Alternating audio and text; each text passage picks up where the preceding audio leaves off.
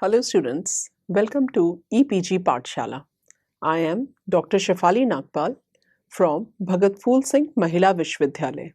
Today, we are going to talk on the module International Business Environment, a component External Environment Part 1 under the main paper International Business Operations.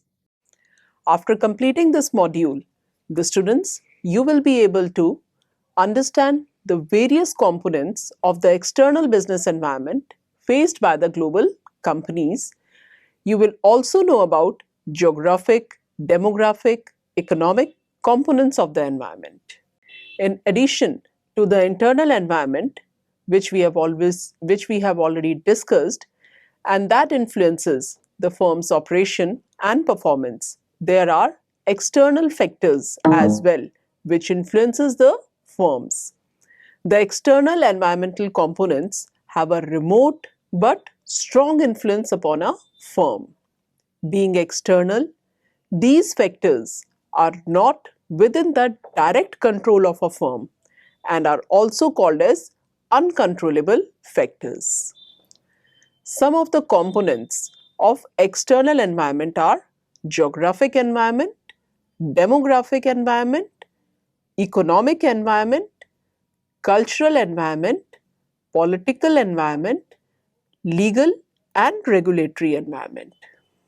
The following discussions explains first the three external environment components. One is geographic, another is demographic, and third is economic components. The next three environmental components are explained in the next module. Geographic environment. The geographical environment comprises of the various geographical factors that surround a firm. The business firm operate in one or more geographical areas, and the geographical characters of that place assert a direct influence on the firm. The geographical factors comprises of the physical features of the terrain and the climate, which have a lot of influence upon the other environmental aspects. The geographical areas vary in terms of the physical features. Some areas are plains while others are hilly or deserts. Some areas might be located on the riverbanks, lakes, seas, and many others. The soil of some areas might be fertile while other areas might be rocky and sandy. Some areas might face a lot of climatic hazards, for example, hurricanes, earthquakes, extreme weather conditions, heavy rainfall, flood, snowfall, or intense heat. Some areas might have many seasons, while the other climate in some of the areas might be moderate and pleasant. Some of the resulting impacts of these geographical features are population density, accessibility, consumption habits, and economic development. Population density. The population density depends upon the geographic conditions of a place. The people like to live in the areas where the geographic and the climatic conditions are favorable. The human population has grown around the riverbeds, coastal areas, fertile plains, and valleys. The density of the population is very low in the rough terrains, deserts, snow-bound areas, areas with dense forest, and similar places. The business needs people for the consumption. Hence, the firms prefer to be located where there is more population, as the business operations are far more easy in these areas. We see most of the investment coming from the big cities, which are getting bigger because of the population migration. Industrial clusters and investments come around the areas with a sizable population. The population will determine the size of the market and hence its potential, and the firms must choose the countries and the geographical areas accordingly. Another factor is accessibility. The geographic characteristics of an area influence the accessibility and the development of means of transport. In the ancient times, The population grew around the rivers, seas because of the easy transportation. The areas located in the rugged terrains or rough areas would have limited accessibility, and the cost of transportation in these areas would be very high. For example, in hilly areas, the cost of transportation of building material is so high that it is almost doubles the cost of construction. Similarly, areas with favorable physical features would be easily accessible, often located on well-developed roads, rails, or waterways transportation facilities.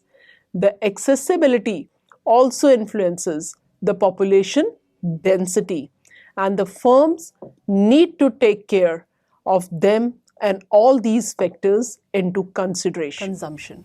The consumption patterns of the population are highly influenced by the areas in which they live. The prevailing climatic conditions will decide the types of the houses in which they will live in.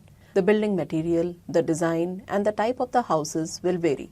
Most plains would have flat roofed houses, multiple or group houses, and very dense population would be living in the small areas. In the hilly areas, the houses would be made of wood and they would be located in far-off areas. Similarly, the requirements of the energy for heating or air conditioning of the houses would influence the cost of living. The people's clothes would also depend upon the area in which they are living. The people living in the hot areas would prefer light clothing, while those living in the cold areas would prefer the woolen clothing, which could be costlier. The firms will have to design their garments depending upon the market in which they are selling the products. The areas with more seasons would create more demand for the wide range of products, while the areas with more or less similar climatic conditions would create lesser needs, as the clothes and the other requirements would need much replacement. People's food is highly dependent upon the geographical area in which they live. The people living in the areas with fertile soil would prefer grains, vegetables, dairy products, etc. The people living in the cold countries would be non-vegetarian, and those living in the hot and the humid areas would prefer lighter food. Geographical areas have another sociological aspect, where the people of the similar belief, language, and culture would live together, and the consumption would also be influenced accordingly. Economic development. There is an indirect association between the geographical area and its economic development. But the population leads to business, more investment, more employment, and hence more economic development. World over, the economic development has happened in clusters, often in favorable physical conditions as well. The fertile plains of Ganga, the coast, the plains of Deccan have attracted investment and have much better infrastructure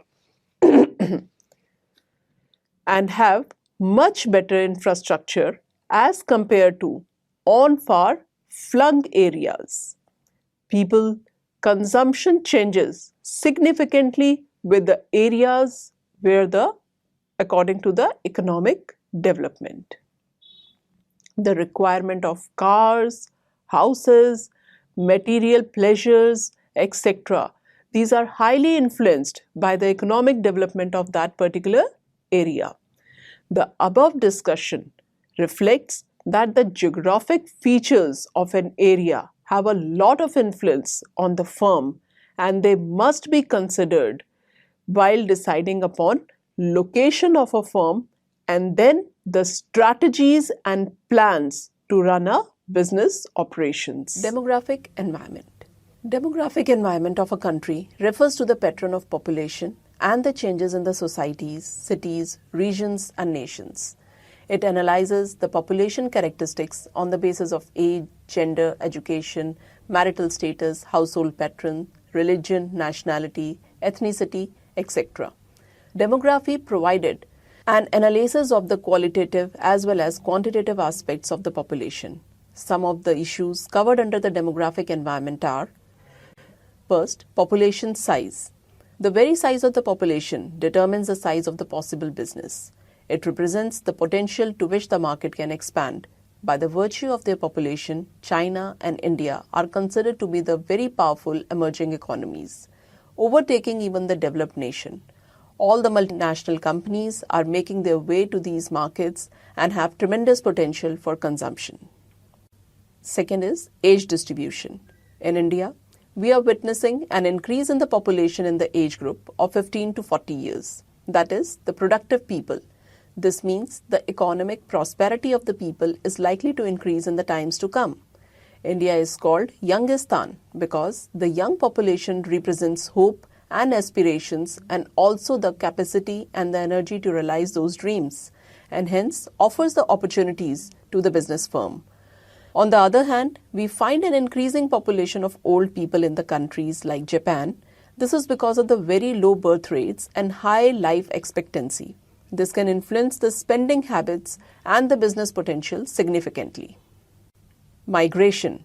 The migration of the people from villages to cities and from country to another countries in search of the job has high influence on the business potential. People increase their economic prosperity by movement and thus the business potential grows.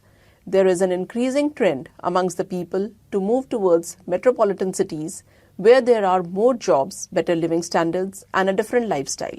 Another is education and occupation. There is a trend towards the higher education and preferences for the white-collar jobs over the blue-collar jobs. This also has a tremendous impact on the spending of the habits of the business. Family size and structure. It also influences as an external component. The size of the family and its structure has a significant impact on the patterns of consumptions. In the rural and semi-urban areas, still joint family exist. The members of the family have an important say in the matters concerning other members. But in the cities, there is an increasing trend towards the nuclear families and their lifestyle and consumption is undergoing a major change. Demographic characteristics of the population must be studied by the firms before they decide to venture into any overseas market.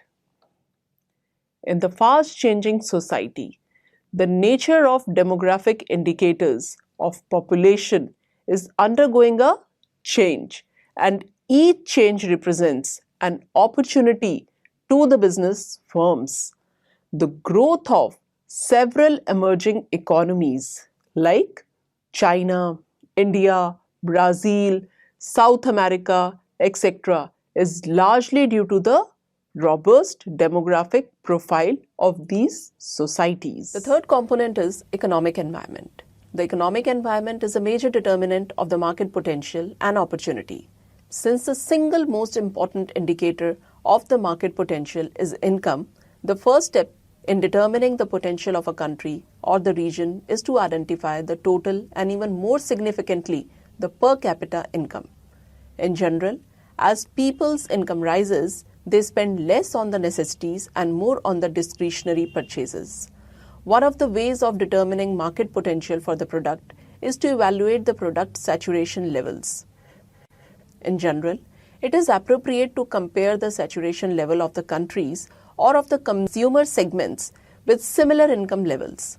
Countries and markets go through typical stages of market development. Although development is on the continuum, it is possible to identify distinct stages and formulate general estimates about the type of the markets that will be found in a country or the market at the particular stage of development. In advanced countries, for example, more than half of the GNP is accounted by the services as opposed to the goods. In underdeveloped countries, the proportion of the service is very low. Changes in the world economy. With the passage of time over the years, several changes have taken place in the world economy, which have changed the very manner of doing the business. Kagan has identified the 5 most significant changes in the world economy, which have occurred in the past decades and will influence the conduct of the business. These changes are increasing capital movement. In the present time, the capital movement rather than trade have become the driving force of the world economy. The capital movement represents the attractiveness of a country for investment. For example, by its favorable pro-business policies, China has attracted the maximum investment. In no time, China is likely to emerge as a manufacturing base of the whole world.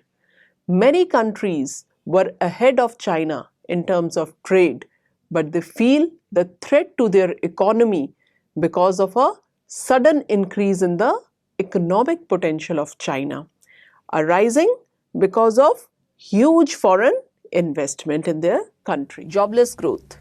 Despite of the economic development, the production has become uncoupled from employment, and the government of India claimed to have touched 8% growth in the GDP. The growth is a jobless growth. The increase in the productivity does not translate into more jobs for the people. Such a situation is not good for the economies in the long run because a large section of the society will be siphoned out of the economic activities. Next is value-driven competition.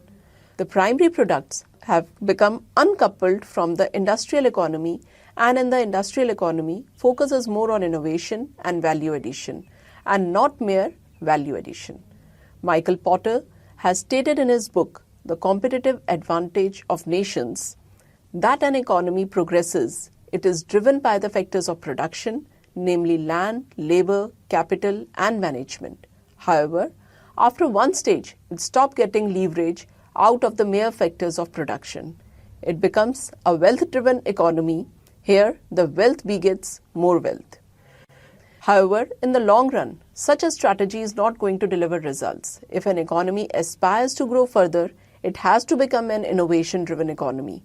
Thus, the primary products cease to the driving forces of the industry. Industry is going in for rapid innovation and thus is aiming at delivering higher value to its consumers. Another fourth point is globalization. The global forces of the world economy are in control, and the macroeconomics of the nation states are no longer control the economic outcomes. Keegan observes a gradual separation between economics and politics. Although shift is very subtle, the economy is in the control of the market forces because more and more governments are opening up and allowing the business to work freely. Another factor is free market economy. The free market economy where market forces control the entire economy. The state intervention is reduced and the 75-year contest between capitalism and socialism is over. The clear success of capitalist system over the communist centrally controlled model has led to the collapse of communism as a model of organization of economic activity and as an ideology. By the above remarks, it is clear that world economy is heading for new world economic order. The leftist forces are not as strong as they were in the yesteryears. The world is no longer a bipolar world, but is now a multipolar world with many regional economic groupings and powers. The democracy has shown a definite edge over the other system and is likely to persuade more and more countries to allow the free play of market forces. Elements of economic environment. Economic environment is a multidimensional entity and it has a dynamic interaction with other environmental components as well. While there are many elements of the economic environment, it comprises of the 5 main components as mentioned below: economic conditions, economic system, economic policies, international economic environment, economic legislations. These components are explained in the following discussion. Now let us discuss economic conditions. In order to understand the economic condition, it is pertinent to have a look at the state of economy of India since last decade. From the stage of India shining in 2004, when all economic indicators showed a robust economic health of the nation, today we are facing tough times. The inflation and the interest rate are very high, whereas the economic growth, budgetary deficit, value of rupee is touching the lowest benchmarks. Deteriorating economic conditions have eroded the investment, leading to higher unemployment in the country and is passing through a tough time. The economic policies of the business unit are largely affected by the economic conditions of an economy. Any improvement in the economic condition, such as standard of the living, purchasing power of public, demand and supply, distribution of income, and similarly, largely affect the size of the market. The economic condition passes through the business cycles, which has 5 stages: prosperity, boom, decline, depression, and recovery. The prudence of the economist lies in how they are able to prolong the prosperity and boom and reduce the impact and duration of the decline and depression. As explained earlier, Indian economy is definitely passing through a phase of slowdown, and the skill of the economist managing the affair lies in how they are able to get to the recovery stage. In order to assess the economic conditions of a country, it is important to study the following economic conditions, like stage of the business cycle, national income, per capita income and distribution of income, rate of capital formation, demand and supply trends, inflation rate in the economy, industrial growth rate, export growth rate, interest rate prevailing in the economy, trends in the industrial sickness, efficiency of public and private sectors, growth of primary and secondary capital markets, size of markets. Economic system. An economic system of the nation or a country may be defined as a framework of rules, goals, and incentives that control economic relation among people in a society. It also helps in providing framework for answering the basic economic questions. Different countries of the world have different economic systems, and the prevailing economic system in a country affect the business unit to a large extent. Economic conditions of the nation can be of any one of the following type. First, capitalism. The economic system in which business units or factors of production are privately owned and government is called capitalism. The private earning is the sole aim of the business units. Government of that country does not interfere in the economic activities of the country. It is also known as free market economy. All the decisions relating to the economic activities are privately taken. For example, of the capitalist economy are England, Japan, America, and other countries. Second is socialism. Under socialism economic system, all the economic activities of the country are controlled and regulated by the government in the interest of the public. The first country to adopt this concept was Soviet Russia. The main 2 forms of socialism are democratic socialism and totalitarian socialism. Democratic socialism, all the economic activities are controlled and regulated by the government, but the people have the freedom of choice of occupation and consumption. The another is totalitarian socialism. This form is also known as communism. Under this, people are obliged to work under the directions of the government. Then third is mixed economy. The economic system in which public and private both sectors coexist is known as mixed economy. Some factors of production are privately owned and some are owned by the government. There exists freedom of choice of occupation and consumption. Both private and the public sectors play key roles in the development of the country. At the time of independence, India has opted for the socialist economy, which has transformed into the market-led economy. Although we have a free market economy, the government and the government-owned institutions play an important role in the economy. Hence, we are a mixed economy even in the present times. Economic policies. Government frames economic policies.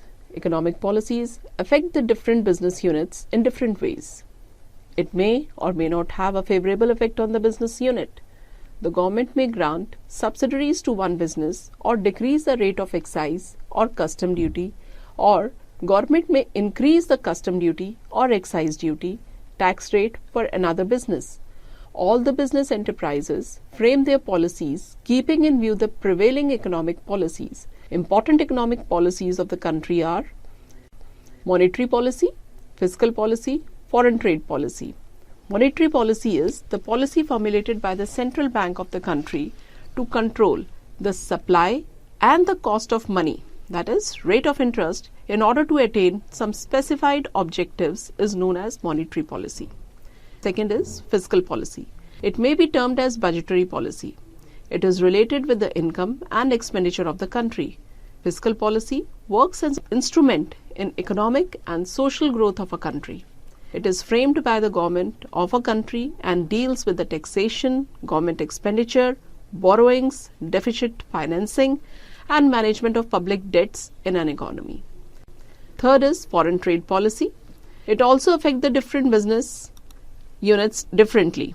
For example, if restrictive import policy has been adopted by the government, then it will prevent the domestic business units from foreign competition, and if the liberal import policy has been adopted by the government, then it will affect the domestic products in another way.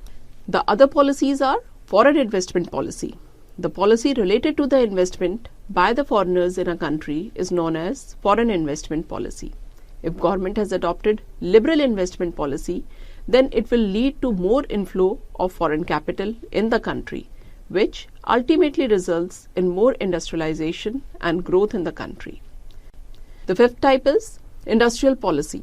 Industrial policy of a country promotes and regulates the industrialization in the country.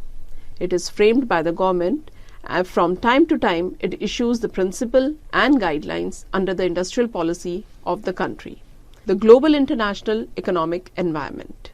The role of the international economic environment is increasing day by day. If the business enterprise is involved in foreign trade, then it is influenced not only by its own country economic environment, but also the economic environment of the country from or to which it is importing or exporting goods.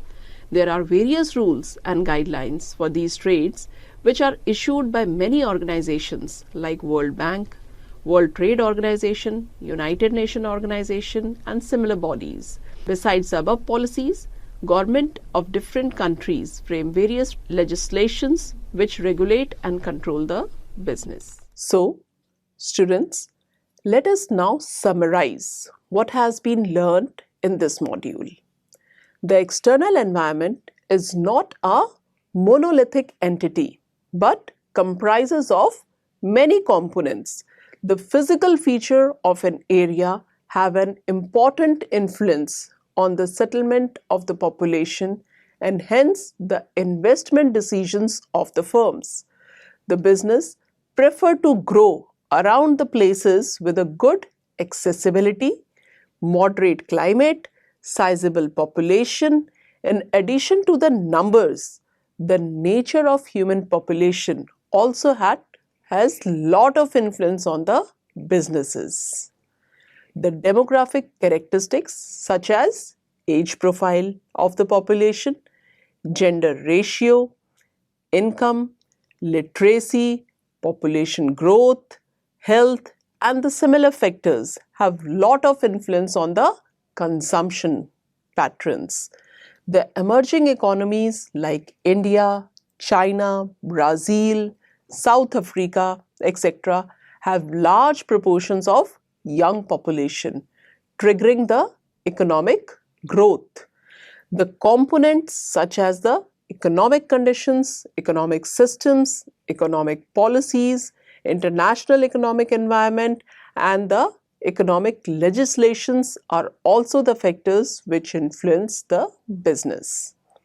India has also recently started experiencing the economic slowdown.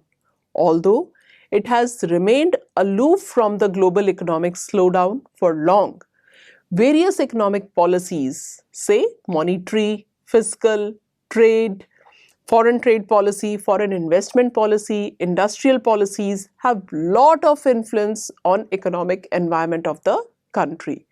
The firms need to carefully monitor these components before taking the investment decisions.